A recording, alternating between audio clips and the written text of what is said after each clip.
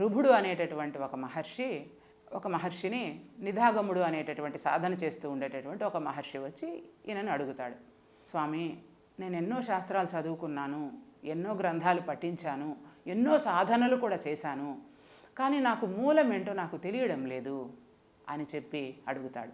ఇదే విషయమే మనకి గురుగీత ఘట్టంలో కూడా ఉంది. వేద శాస్త్ర పురాణాని చ ఇతిహాసాదికాని చ మంత్రయంత్రాది విద్యాశ్చ మోహనోచ్చాటనాధికం శైవ శాక్త ఆగమాదీని అన్యే చ బహవో మతాః అపభ్రంశాత్ సమస్థానాం జీవానాం భ్రాంత చేతసాం. జీవుడు భ్రాంతిలో ఉన్నంత వరకు 4 వేదాలను చదివిన, అష్టాదశ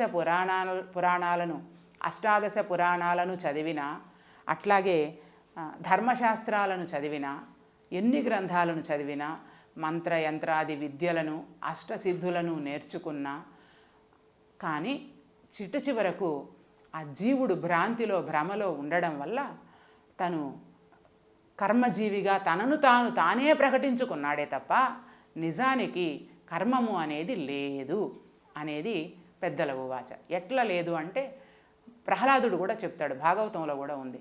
కర్మమున పుట్టు జంతువు కర్మమున వృద్ధి చెందుడు, అంటే కర్మమున పుట్టు జంతువు కర్మమునన్ వృద్ధి చెందు, కర్మమున చెడున్ కర్మము జనులకు దైవము, కర్మము సుఖ దుఃఖాలకు కారణమధిపా.